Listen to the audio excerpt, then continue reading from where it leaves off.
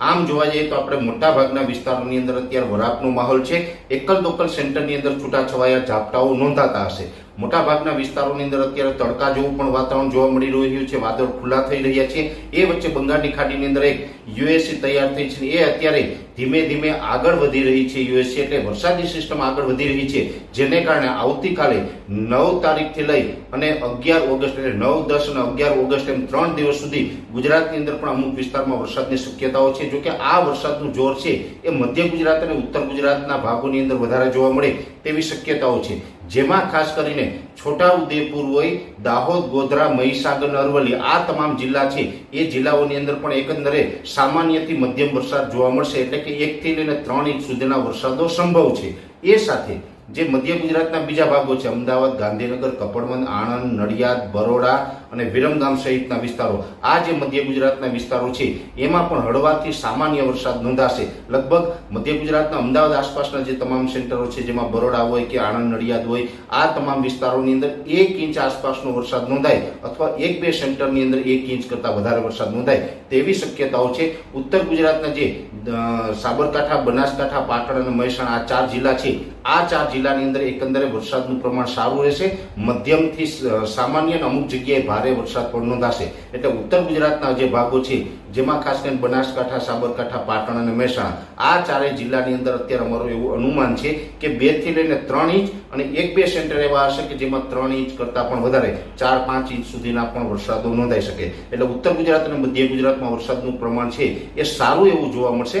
અને 9 થી 11 ઓગસ્ટ દરમિયાન જે દક્ષિણ ગુજરાતના વિસ્તારો છે, જેમાં દક્ષિણ ગુજરાતના તમામ જિલ્લા હોય, ભરૂચ, અંકલેશ્વર હોય અથવા તો રાજપીપળા, સુરત, વલસાડ, વાપી, નવસારી, બારડોલી, ડાંગ આ જે તમામ વિસ્તારો છે એ તમામ વિસ્તારોની અંદર મધ્યમથી ભારે ઝાપટાઓ જોવા મળશે। એટલે જે ભારે ઝાપટાઓ હશે એ પણ 1 થી 1.5 ઇંચ સુધીના વરસાદો છે એ દક્ષિણ ગુજરાતની અંદર સંભવ છે। કચ્છની વાત કરવા જઈએ તો કચ્છની અંદર જે રાપર તાલુકો છે એમાં સામાન્ય કરતાં ભારે ઝાપટાઓ અને સારો વરસાદ કદાચ જોવા મળી શકે છે। બાકી ઓલ ઓવર કચ્છની અંદર છૂટા છવાયા સામાન્ય ઝાપટા કે રેડા પડે એનાથી વિશેષ કોઈ શક્યતાઓ માનતા નથી અમે અત્યારે। અને સૌરાષ્ટ્રની વાત કરવા જઈએ તો સૌરાષ્ટ્રમાં પણ મોટાભાગે જે 3-4 વિસ્તારો એવા છે જેની અંદર મોરબી, સુરેન્દ્રનગર, બોટાદ અને રાજકોટ આસપાસના વિસ્તારો, જેમાં ખાસ કરીને જસદણ, વિછિયા, ચોટીલા, લીંબડી આ તમામ વિસ્તારોની અંદર ચાલુ વર્ષે એટલે 2024ના ચોમાસા દરમિયાન એકંદરે વરસાદનું પ્રમાણ ઓછું રહ્યું છે। અને હજુ 9 થી 11 ઓગસ્ટમાં પણ આ વિસ્તારોમાં કોઈ મોટો વરસાદ થાય તેવી શક્યતાઓ હાલ દેખાતી નથી। જે વરસાદી સિસ્ટમો આવે છે એ અત્યારે મધ્ય ગુજરાત અને ઉત્તર ગુજરાત ઉપરથી પસાર થઈ રહી છે, એટલે આ વિસ્તારનો કોઈ મોટો લાભ હમણાં પણ મળવાનો નથી। ખાસ કે આ રાઉન્ડ 9 થી 11 ઓગસ્ટનો છે, એ પછી જે 17 ઓગસ્ટ વાળો જે રાઉન્ડ આવશે એમાં કદાચ વરસાદી મજબૂત સિસ્ટમ બને લાભ મળે તો વાત અલગ રહેશે। આ રાઉન્ડમાં આમાં પણ કદાચ સામાન્ય છૂટાછવાયા ઝાપટા ને એકદમ નોર્મલ ઝાપટા પડે તેવી શક્યતાઓ છે। મોરબી, સુરેન્દ્રનગર, રાજકોટ અને બોટાદની અંદર પણ આ પ્રમાણે વરસાદ રહેવાનો છે, છૂટાછવાયા ઝાપટા રહેવાના છે।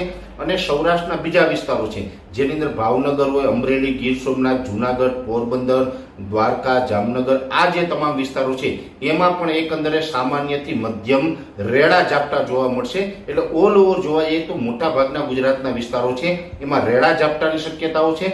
ખાસ કરીને મધ્યપ્રદેશ બોર્ડર લાગુ વિસ્તાર, મધ્ય ગુજરાતના જે અમદાવાદ આસપાસના વિસ્તારોમાં 1 ઇંચ આસપાસના વરસાદો અને ઉત્તર ગુજરાતમાં થોડુંક વરસાદનું જોર વધારે રહી શકે છે। એટલે આ જે વરસાદો છે એનું મધ્ય ગુજરાત અને ઉત્તર ગુજરાતમાં જોર વધારે રહેશે। અને ઉત્તર ગુજરાતમાં પણ એવું બનશે આ વખતે જ્યાં જોર હશે એમાં અમુક તાલુકામાં વધારે વરસાદ હશે અને અમુક તાલુકામાં સામાન્ય હશે અને અમુક તાલુકા ઉત્તર ગુજરાતના પણ બાકાત રહી જશે।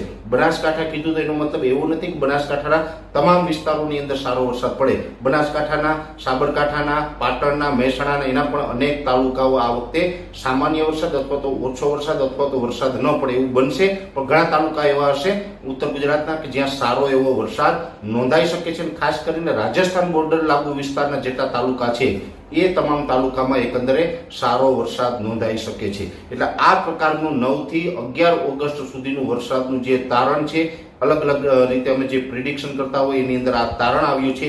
એ મેં આપની સમક્ષ મૂકવાનો પ્રયત્ન કર્યો. હજુ આ સિસ્ટમ છે એ ધીમે ધીમે આગળ વધી રહી છે અને એના વિશેની તમામ અપડેટ છે એ અમે આપના સુધી પહોંચાડતા રહીશું. પણ અત્યારે આ વિડીયોની અંદર એટલું જ. અંતમાં દરેક મિત્રોને વિનંતી રહેશે કે વિડીયોને લાઈક આપીને દરેક ગ્રુપમાં શેર કરી દેવો અને જે મિત્રો આપણી ચેનલને સબસ્ક્રાઇબ ન કરેલી હોય એ મિત્રો ચેનલને સબસ્ક્રાઇબ કરવી. અરજી આપશો. ધન્યવાદ.